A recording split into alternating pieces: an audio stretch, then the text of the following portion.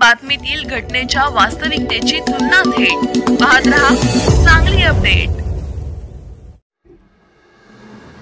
मिरज तालुक्यातील सलगरी येथील ग्रामपंचायतीने प्रधानमंत्री आवास योजनेअंतर्गत तब्बल 85 घरकुले मंजूर केली आहेत। या मोठ्या प्रमाणात मंजूर झालेल्या घरकुलांच्या लाभार्थ्यांनी आज ग्रामपंचायत कार्यालयात भेट घेत या सर्व योजनेची व बांधकामाच्या टप्प्यांबाबत माहिती घेतली।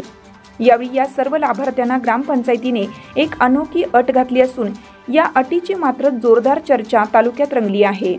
मिरज तालुक्यातील सलगरी या गावामध्ये इतक्या मोठ्या प्रमाणात मंजूर झालेल्या घरकुलांबाबत पंतप्रधान नरेंद्र मोदी, माजी पालकमंत्री व विद्यमान आमदार सुरेश भाऊ काळे, सलगरी ग्रामपंचायत सरपंच जयश्रीताई पाटील, माजी सरपंच तानाजी पाटील यांचे आभार यावेळी मानण्यात आले। या कार्यक्रम प्रसंगी माजी उपसरपंच रमेश भोसले, ग्रामविकास अधिकारी संजय भाते, ग्रामपंचायत सदस्य अरुण कांबळे यांच्यासह लाभार्थी, ग्रामपंचायत कर्मचारी मोठ्या संख्येने उपस्थित होते।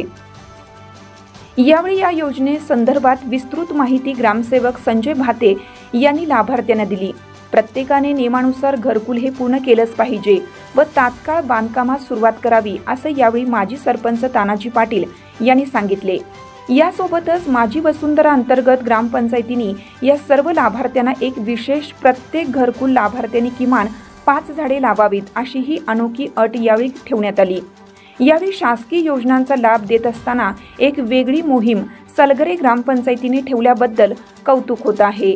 प्रधानमंत्री आवास घरकुल योजना टप्पा क्रमांक 2 या अंतर्गत सलगर ग्रामपंचायतीला 85 घरकुलचा लाभ या ठिकाणी मिळालेला आहे। 85 घरकुलांना या ठिकाणी घरकुल मिळालेले आहेत। पहिल्यांदा मी सलगर गावच्या ग्रामपंचायतीच्या वतीनं, ग्रामस्थांच्या वतीनं आणि या 85 घरकुलाच्या लाभार्थ्यांच्या वतीनं प्रशासनाला आणि किंबहुना प्रधानमंत्री मोदी साहेबांना मनापासून धन्यवाद देतो की एवढ्या मोठ्या प्रमाणामध्ये, एवढ्या मोठ्या संख्येमध्ये घरकुलं सलगर गावाला मिळालेली आहेत।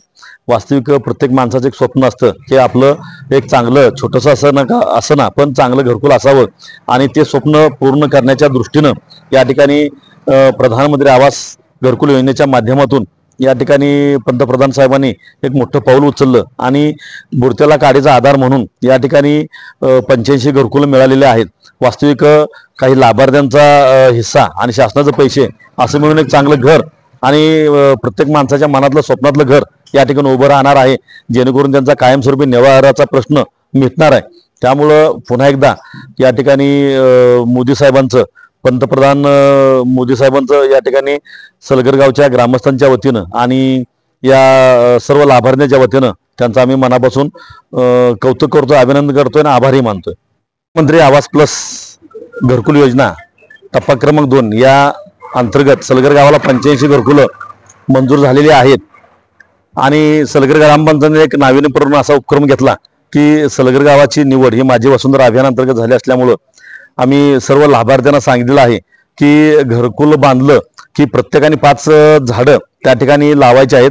भलेही आंब्याचे असतील, फळाचे असतील, त्यांना कोणते आवश्यक आहेत अशी 5 झाडं लावणं, त्याचबरोबर छतावरील पाणी संकलन करून पुनर्भरण करणं, अशा 2 सूचना सर्व लाभार्थ्यांना दिलेल्या आहेत आणि नक्की घरकुल पूर्ण झाल्यानंतर ह्या 2 सूचना नक्की ते पाळतील आणि त्याची आम्ही अंमलबजावणी करून पाणी भूगर्भातलं स्तर वाढण्याच्या दृष्टीने आपल्याला ते उपयोगी पडणार आहे। त्याचबरोबर झाडांचा सुद्धा लाभ या ठिकाणी सर्वांनाच होणार आहे। त्यामुळं ह्या 2 अंमलबजावणीची सूचना करण्याचं म्हणजे अंमलबजावणी करण्याचं काम अशी सूचना त्या ठिकाणी दिलेली आहे।